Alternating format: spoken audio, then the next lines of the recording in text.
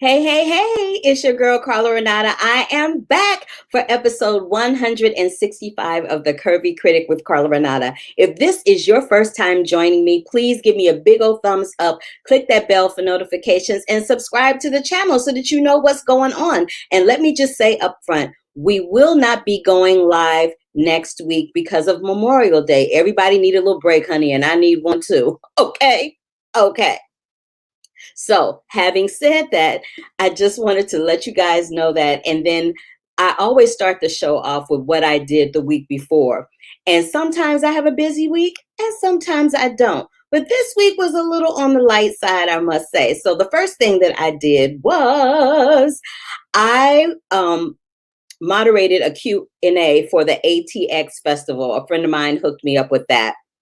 And it was in accordance or in conjunction with David Makes Man, which is a show on OWN that is written and created by Terrell Alvin McRaney, the same guy who wrote the screenplay for Moonlight, the Oscar-winning film Moonlight. So that was a lot of fun. And then I did a Bentonville Film Festival moderation Q&A for a thing that they have on Mondays. They revisit the films, their favorite films from the year before, and they give them a spotlight on Mondays once a month. So I had Sujata Day, who I actually had here at the Curvy Critic with Carla Renata as a guest. We talked about her film Definition Please. It is streaming everywhere. You can find it online. Please check it out. Please check out David Makes Man on OWN. It's a beautifully shot and written show. Beautiful, beautiful, beautiful. I also did an Underground Railroad roundtable with the entire cast, including director Barry Jenkins. And I'll have an interview with him a little later on, hopefully when we come back after Labor Day. And I have an interview with one of his stars, Pierre. That we will play a little later on in the show. I also have talked a lot about an organization here called the Spotlight Awards. I'm a judge for their acting and non-classical voice categories. And the awards were last night. So the kids got to do their thing. And I just wanted to give them a shout out. If you are in the Los Angeles area and you are a junior or senior or sophomore in high school in the Los Angeles area, please go to the Music Center website and check out how you can be part of the Spotlight Awards. And to round everything out, beginning tomorrow, I will be moderating a conversation for the SAG Foundation with the cast of P-Valley for season 2 of P-Valley. I love that show. It gives me so much joy. I love it so much. So that's what I'm doing. Well, that's what I did this past week, and that's what I will be doing in the weeks coming up. Hey, Brandon. He's always here, right on time. I love you for that. Thank you for joining us, Brandon. Hey, hey, hey. So let me get right into it. I interviewed one of the stars of The Dry, which is a film that is produced by IFC Films. It stars Genevieve O'Reilly and Eric Bana. You may recognize Genevieve's name from being one of the co-stars of Rogue One, and she's doing the sequel to that as well. But I had an opportunity to sit down and talk to her about The Dry. So before I get into the review of that, take a look and a listen to this interview with Miss Genevieve O'Reilly. So I'm interested to know, you're Irish, you're from Irish descent. How did you get from Ireland to Australia? Well, we took a plane. Do you remember back when do you remember back in the day Stop when it. Stop it, Genevieve. Stop it, Genevieve. When we used to hop on planes, no, I'm joking. We emigrated to Australia when I was a kid. So when I was about 10, we emigrated. So I went to all my high schooling was in Australia, and I went to drama school, and then I cut my teeth as an actor in Australia before I moved to London just to stretch myself as an actor. Oh, cool. That's wonderful to hear. Now, I know there is a scene in this film where you are toting a rifle and shooting it, and you're shooting that bad boy like it was nothing. Did you know how to shoot off a rifle before you started shooting The Dry, or did you have to be trained? And if you had to be trained, how difficult was that for you? Because I know how to shoot a rifle, and I know that there's pushback when you have to hold it up against your shoulder. Yes, girl, we had riflery as a PE course in my high school. Don't even ask. Oh, wow. I love that scene. I love the landscape and this woman, this strong woman at the center of a landscape looking after her farm and shooting those rabbits. I was really excited to shoot it.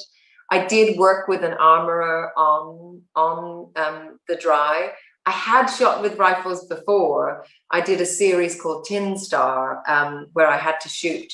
So I had done some rifle training in Canada when I'd been for that role, and I spent time with I think he was an ex-military person who taught me a lot back then, and I spent time in rifle ranges or gun ranges and learning it.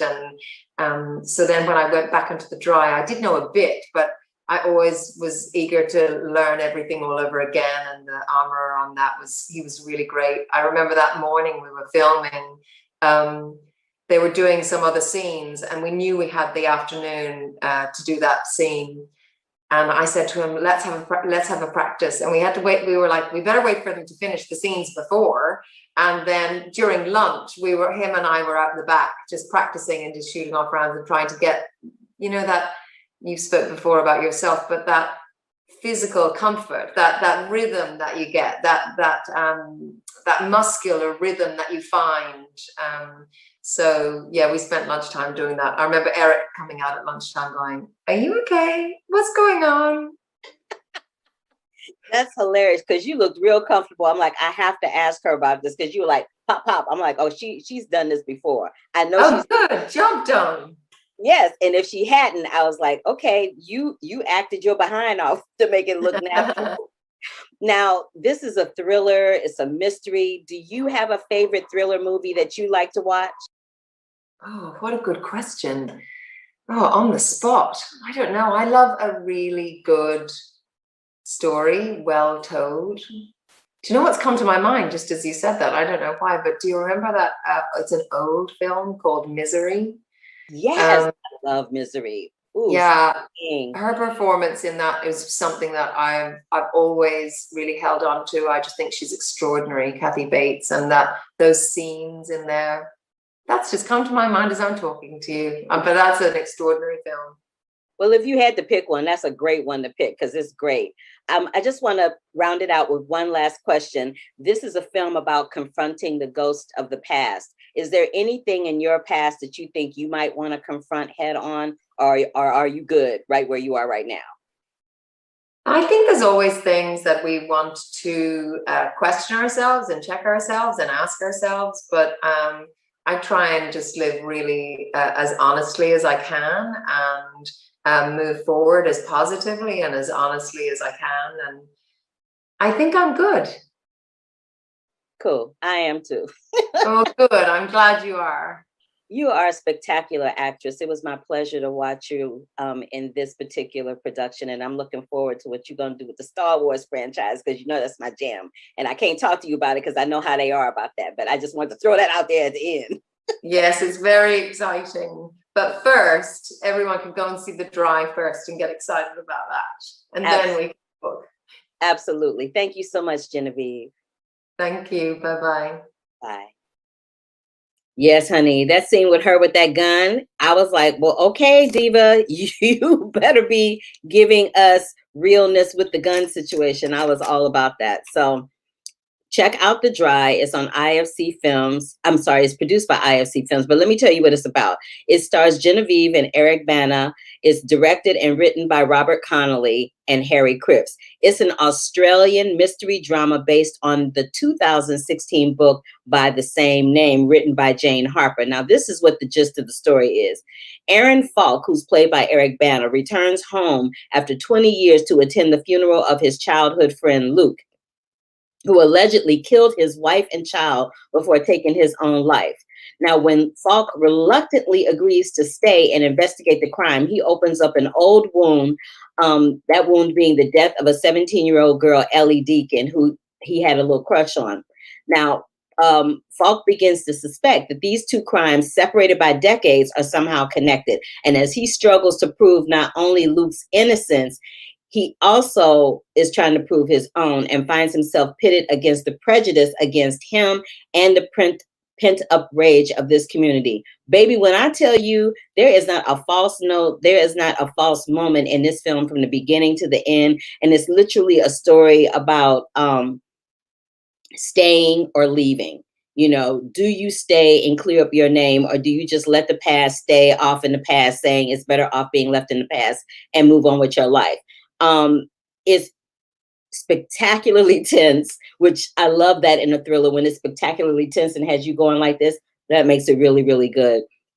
And it's the most intriguing, intricate acting I've ever seen from Eric Bana and Genevieve O'Reilly. So again, it is called The Dry. It's produced by IFC Films. It is streaming right now. Now, my girl Pink. I love me some Pink. I don't know anybody that doesn't love Pink. And I remember when watching her on the Grammys, twirling around in the air with water, spraying it all over the audience. I was like, she gave me my entire life doing that, because I thought, oh my goodness, what is she doing? I kind of love her for that. But she has a new documentary going down that's streaming on Amazon Prime Video. It was released on May 21st. It's called Pink, All I Know So Far, and she's written a song to go in conjunction with the title of this documentary. It's directed by Michael Gracie, it's produced by Pink, and it's chronicling her life as she sets off to go on tour in 2019 to play Wimbledon Stadium for the first time. Now, we know my girl as a rebel. We don't know her as a mom. We don't know her as a wife.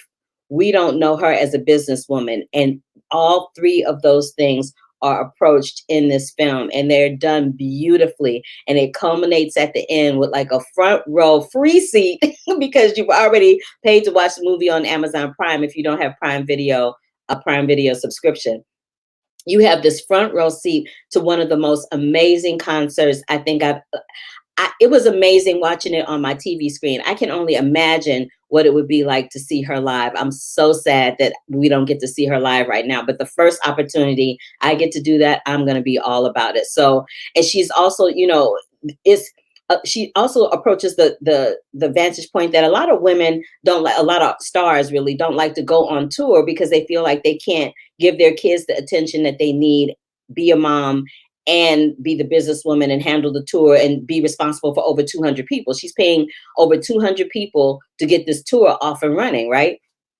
But she has her husband, Carrie. He is a rock star for real. He is the real MVP in this film. But again, it's called Pink, All I Know So Far. Please check it out. It's streaming right now on Amazon Prime Video. What is also streaming right now is this movie called Those Who Wish Me Dead. Now, I know I'm a little late with this one because I needed to just process how I wanted to talk about it. It's streaming on HBO Max. It stars Angelina Jolie, Finn Little, John Barenthal, Nicholas Hoult, Medina Senghor, and Tyler Perry.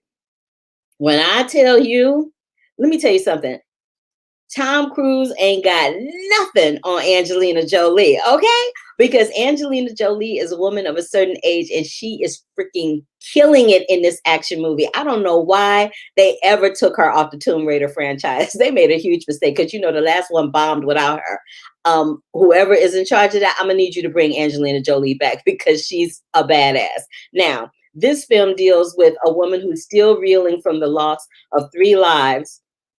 Hannah, played by Jolie, is a firefighter who's perched in a watchtower above the Montana wilderness. Connor, who's played by Finn Little, watches his dad get murdered right in front of his eyes. He goes wandering through the forest, the same forest that she's in, bloody, traumatized, and on the run. They meet up. Somehow they end up connecting. She struggles to bring him to safety, and they encounter the 2 hitmen that killed Connor's dad in the midst of a fiery blaze that, you know, consumes everything in its path. In some respects, this is something that we've seen before in terms of a forest catching on fire and people running from it. But what we hadn't seen before was somebody like Angelina Jolie in this circumstance. And what we also hadn't seen before was a young man like Finn Little, who's playing Connor, holding his own against an Oscar award-winning grown woman actress, right? This little boy is giving it everything he has, and he's so good. Angelina Jolie is just so badass, and she's so fiercely gorgeous, and she's just solid every single time she hits the screen for me. She's one of my favorites. I'm hoping that I honestly get the chance to interview her at some point. But it is gorgeously shot. There is the scene where they're running from the fire and they are underneath the water. It's so beautiful. Sometimes people, when they shoot fire, it can look a little crazy, but this film makes it look really, really beautiful. But it had me all tense. And I got to give a shout out to the sister Medina Senghor, because baby, when they came for her and she was pregnant, she was like, let me show you something. I might be a female and I might be pregnant.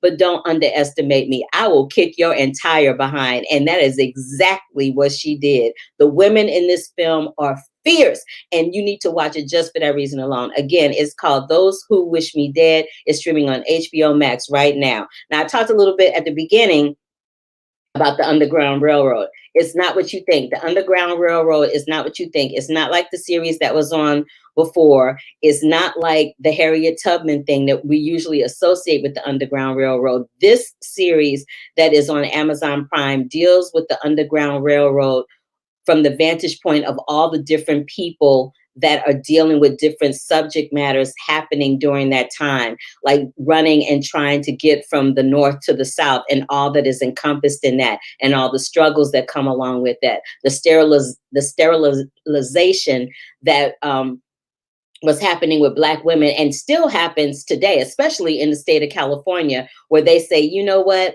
Women will go in for a procedure and the doctors will sterilize them without their consent or permission. So that's a whole nother subject. And I've talked about a documentary that dealt with that earlier this year, but that's a whole nother kit and caboodle. But with the Underground Railroad, it is not produced, but it is directed by Barry Jenkins, the Oscar-winning director for Moonlight, and it is something else. So I don't review TV here. I'm just giving you a heads up about what it's about, and what kind of mindset you're going to be in. The first episode, I'm not going to lie, it's going to trigger you. You're going to be mad. I'm just being honest. You're going to be pissed off. But by the time you get to episode 9, it's about 10 episodes. By the time you get to episode 9, you're going to be in full on tears. I cried like the biggest baby you ever wanted to see. So there's that. It deals with Caesar and Cora, and the person that plays Caesar is Pierre, who I interviewed, had a nice, long, lengthy interview with him. So go ahead and take a look and a listen to this interview with Pierre, and I'll talk a little bit more about the Underground Railroad right after this interview. What I'd like to know first is, how did you find your way to be a passenger on the Underground Railroad project? That's that's a really great question. So in 2018, Barry traveled to London to see his dear friend Andre Holland play Othello at the Globe. And it just so happened that I was also in that show playing Cassio, who is Othello's lieutenant. And firstly, that's how Barry even discovered that I existed. And then not long after the show, he sent me a direct message on Twitter, basically just sharing, his love and appreciation and support for what he'd seen, and said, we need to connect and make something happen. Then not long after that, I was auditioning for the Underground Railroad. Wow. He slid into your DMs and got you a gig. I love that. It's the best way to say that. Now, at first, I didn't think it was real. I thought something. Well, I wouldn't either. Like you're looking at your DMs and this person is saying that they're Barry Jenkins. You're like, yeah, right. Like, I totally understand why you would feel that. But thank goodness he did, because look what we came up with. So that's wonderful. How did you and Duso find that connection? Because the sparks just fly off of the screen. The energy between the two of you is just palpable, and it feels so natural and so right and so organic. Did you guys work on that together beforehand? Did you know each other beforehand? Talk to me. Tell me what happened. Well, firstly, I just want to say that Tuso is extraordinarily gifted, and I concur. she is so open and generous, and as I said, just extraordinarily gifted. And I have to also thank Barry, because he created what I describe as the foundation of Aaron and Tuso's relationship, because something that was really important to him, particularly at the beginning of the process when we first landed in Georgia, was rehearsal and conversation. And he brought Tuso and I together, and we discussed everything. You know, of course, we discussed the characters, their journeys and the work, but we also connected as individuals. And that was the springboard for us actually developing a genuine friendship and trust that was invaluable when it came to actually being on set, because we knew that we had the support of one another, particularly when exploring these really vulnerable emotions and horrific subject matters. Do you think that Black men in general are still having to like walk that tightrope of not making someone else that is deemed as other in our eyes feel less inferior due to their insecurities? Absolutely. But what I can say is, you know, I think, to answer the first part of your question, I think what Barry does so beautifully is he allows Caesar to transcend into, from a physical space to a spiritual space. And that's how he continues, despite what happens to him, that's how he continues to travel and journey with Cora. And I think in that, Barry has allowed Caesar to triumph over his violent and hateful end. He triumphs over the violence and the hate because he still exists in Cora's spiritual. And I think that was really important and really beautiful. And to answer the second part of your question, I think a lot's still happening in this world we live in. And I think we have a very, very long way to go as a global community and as a human race in regards to empathy, unity, understanding. My hope is that this contributes to that conversation and allows people to reflect and ask of themselves what they can do that is conducive to progress in these areas. And another hope of mine is that we, if anybody is feeling this, that we discontinue to feel inferior, and that we need to subdue our intelligence, our emotional intelligence. We need to be present in all of ourselves. I know that's right. Yes, yes, yes. Bring it with all the thunder. Do you think that all of these things, like with the syphilis trials and all these things that have happened with Black Americans in America, that contributes to some of us not being a little leery or a little kind of like, I don't know if I want to get a shot kind of feeling, because we have been betrayed in the past when it's come to things of that nature? Thank you. I think, you know, you mentioned the Tuskegee experiment, and, you know, that is only one of many things that can contribute to a severe distrust. I think, you know, that certainly contributes to a sort of unsure feeling, you know, that people have towards being, towards Western medicine, you know, because there is a history of it not always being transparent in relation to us and our bodies. There's a quote from the book that says, "The past is the past." How do you think your past, being from the stage, is now affecting your past, or which is affecting your future in cinema? Because it seems like it's about to be very, very bright. Thank you. It's you know, for me, I'm a theatre man, and I started. I grew up in a place called West Croydon in South London, and there was a small theatre group which was in a warehouse theatre, and we would just devise and improvise and put it on for anyone who wanted to share the work with us, which often wasn't very many people. But you know, theatre is, you know, it's where it started for me, and I'm forever grateful for it. You know, it's opened up doors which I didn't even imagine were possible in my career. So I'm thankful for that. And in regards to what I do next, you know, I'm truly not driven by a medium, you know, whether that's theatre, film, or television. I'm not drawn by a genre. I'm drawn by what resonates with me. And I've been very fortunate to work on projects that resonate with me. The Underground Railroad. I did a play in 2019, which was an August Wilson play, King Hedley II, which was another— I can see you doing that. I'm very familiar with that play, yeah. Incredible play. You know, so I've been very fortunate to be working on projects that resonate with me. And I pray that, you know, God allows me to continue to do this. Well, if James Earl Jones ever steps down from Darth Vader, your voice could definitely step in and take over. I'm just saying. You need to now. Oh no. Yes. If he ever stepped down, you are the dude. Well, Aaron, thank you so much for being so insightful and deep with your answers to my detailed questions. I appreciate it. Congratulations on the Underground Railroad, and I'm looking forward to many great things from you in the future. Thank you so much. I appreciate your time. Thank you. Absolutely. Thank you. Bye-bye.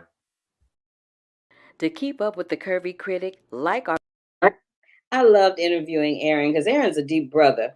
But what I will say about this is something that Dwayne Martin Foster, who joined the broadcast today, he says it's a completely deep series that makes you analyze history a little bit deeper. He's absolutely right. It will make you explore the psychological norms and issues of slavery that haven't been touched on before, to my knowledge. They may have been, but I don't remember them being touched on before. And then, of course, you know, Dwayne had to go here. He's like, the only issue he has is that he has to explain to this new generation that the series took a major liberty that he won't spoil for those who haven't seen it. But it makes Portia from the Housewives of Atlanta out to be an expert, if you remember what she said about the actual Underground Railroad. But the acting is off the charts. I don't watch the Housewives, so I heard about, she had made a comment that was not so lovely. But you know, that's not my thing. I don't watch the Housewives. I don't get into all of that. But thank you for making that comment, and thank you for tuning in. All right, so that's all I have to say about the Underground Railroad. Let me tell you about Solos, which is on Amazon Prime Video right now.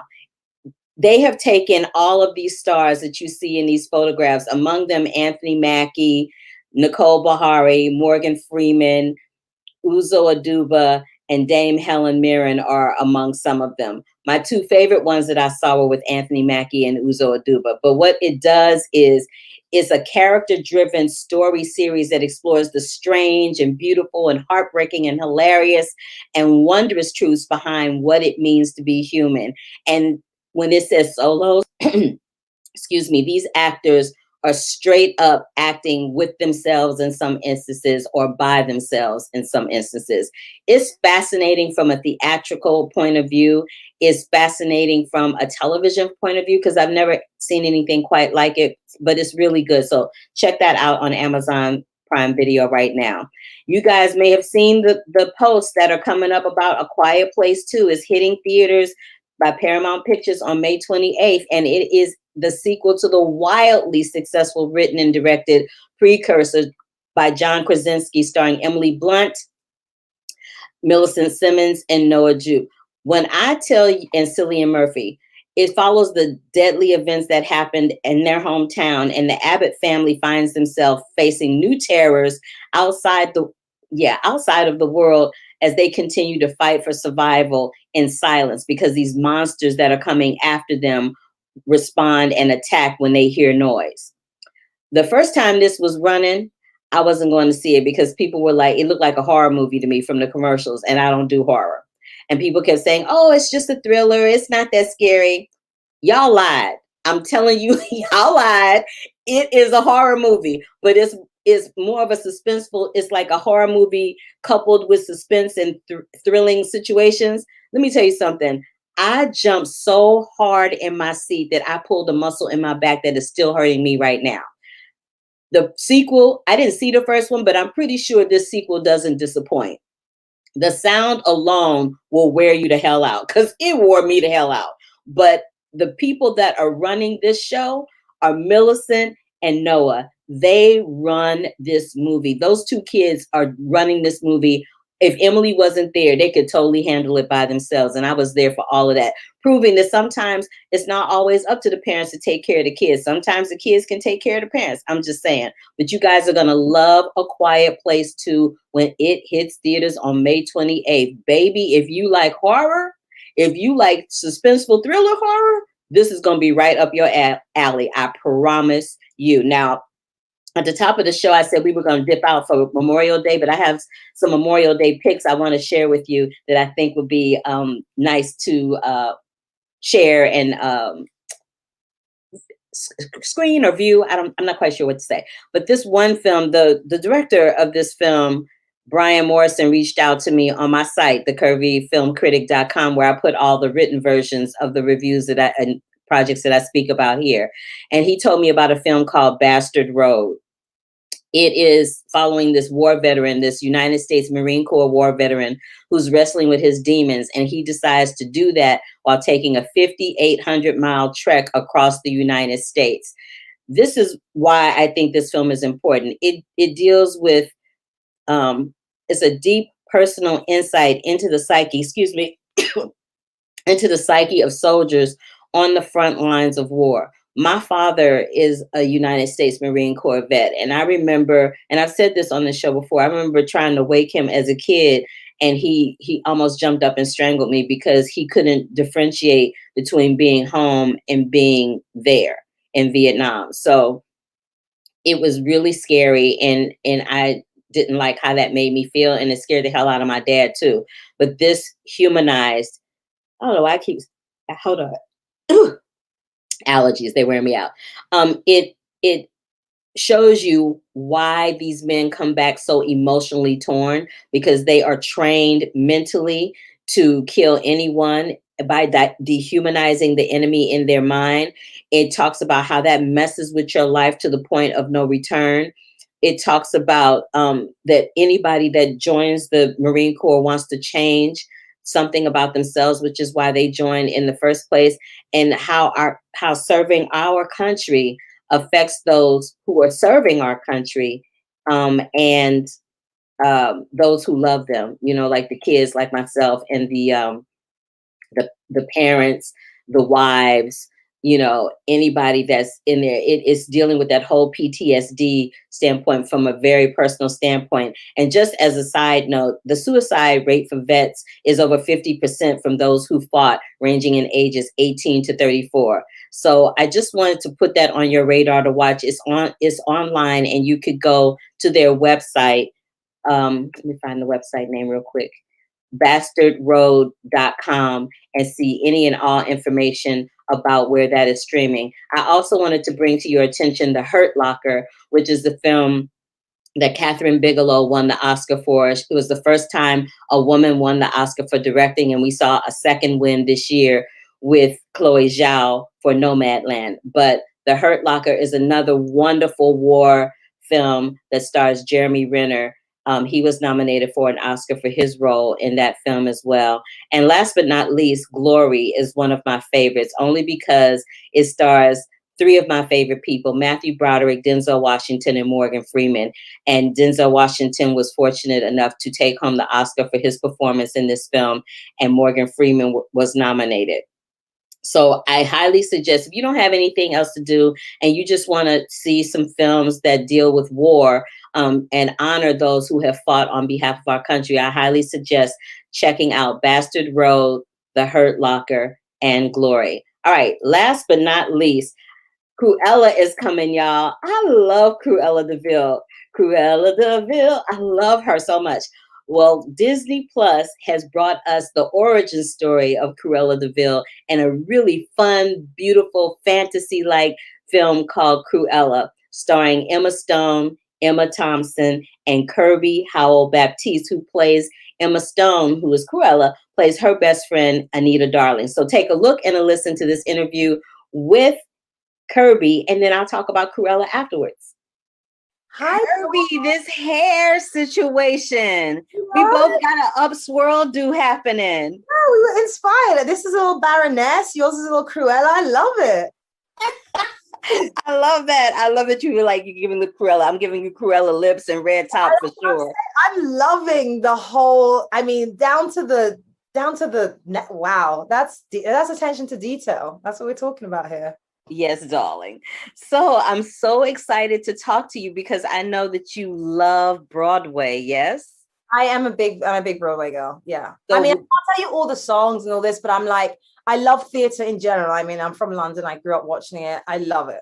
So I'm not sure about London, but I know here the shows are starting to open up. Are they opening up there as well? I think the plan is like May 18th or something for theater to open up. And actually I go back home soon. So hopefully I'll be able to make the most of it. Oh, good. I'm so glad to hear that because I'm really excited about that happening. Now, Cruella and Anita Darling, they are besties and they're both very, very strong individuals. Do you think that them being drawn to each other is because in some respect they're both considered underdogs? Absolutely. I think that that's like a lot of our relationships are people that we have similarities to, right? Whether that be a similarity of personality or of circumstance. And I think they find themselves in a similarity of circumstance where, you know, Cruella knows that she is destined for more, but just needs that in. And Anita also knows that she's destined for more and needs that chance. And, you know, I think what is interesting is we don't see it so much today because news cycles so fast. But in the 70s, if you were on the front cover of a big paper, you were everything. And if your name was linked to that story, you were everything, you know? And so like, that's the weight that they hold in each other's life. Absolutely. Now, I saw on your Instagram that you have some fabulous photos. And since Anita's a fabulous photographer, are you a real photog or photog in real life? Or did you just kind of just pick up the camera for your role?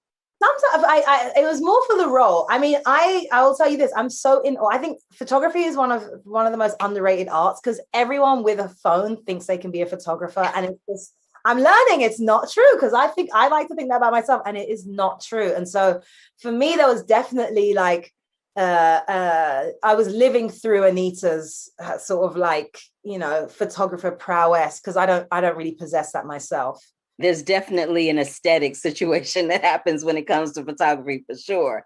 Now, I know you've been involved in another film that involves dogs, A Dog's Purpose. And now this one, which is kind of like a throwback to 101 Dalmatians. What kind of dogs do you like being around? Are you more toward the Dalmatians or are you more toward the other kind of dog? Well, I'll tell you this. I am down for whatever. I wasn't around that many Dalmatians on this set because there are some real dogs, obviously. And then like some of the smaller dogs that you see earlier are rescues. But we also often had VFX for the dogs. So a lot of the things like stunts that you see with these dogs, they've done incredible VFX. So these dogs had an easy go of it, but I'm down for whatever. You know, I'm like a big dog person. So I want something I can like cuddle with and get down with. I know that's right. Me too. Well, baby, that is my time. It's been my pleasure to talk to you. Good luck and congratulations with the film. You were fabulous in it and the film is everything. I love this. Thank you for making this effort. That's amazing. Oh, I appreciate it. Thank you. I love her. She had so much energy. She was so vibrant and so much fun. I really, really, really, really, really enjoyed her. So let me talk about Cruella real fast before we roll up out of here. So like I said, it's an origin story of Cruella de Vil. It's kind of like, and the costumes in this are amazing. There's this one costume that Emma Stone wears as Cruella. She jumps on the back of this garbage truck and the thing is kind of just billowing in the background. It is freaking amazing. I'm going to post some information from the press conference where they talk about that. And hopefully they'll have one of the photographs from that so I can post it and you can see exactly what I'm talking about. She also has this another one where she has this red dress and she swoops this red dress over this car. The costumes are, I was distracted by the costumes personally. But it's really good. It's like a tale of two Emmas, Emma Stone as Cruella and Emma Thompson as Cruella's mom. Isn't that fascinating? I can't. But anyway, Paul Walter Hauser is in it. He is freaking hilarious and steals the show all day long. He is so, so funny and so, so great. So you guys, Cruella on Disney Plus this week. Do not miss it. Check it out. But hold up, wait a minute before we go. Let me tell you again, we will not be here next week because it is Memorial Day weekend. So we will be honoring those who have fought for us, those who are fighting for us, and it'll be Memorial Day. So, you know, my father, like I said, was a Marine vet, so I will be honoring him. And I will be coming back and talking about In the Heights, which I cannot wait to talk about that. Queen Bees, which I'll have some interviews from that. The Moby documentary, Edge of the World, and hopefully I will have that interview with Barry Jenkins from the Underground Railroad by then. So thank you so much for joining me, Kenneth Williams, Dwayne Martin Foster, Brandon Heaton. You guys freaking rock. If this is your first time here watching it, whether you're watching it in real time or whether you're watching it posted live, give me a big thumbs up to let me know that you were here. Click that bell for notifications if you are on YouTube, and subscribe to the channel, y'all. Help a sister out. I'm at 125,000 views. Thanks to you. Thank you so, so very much. And keep it coming and keep on sharing and keep supporting me. So until the next time, love, peace, and hair grease. Wash those hands. Get vaccinated if you want to. And I'll see you on the flip side. Bye.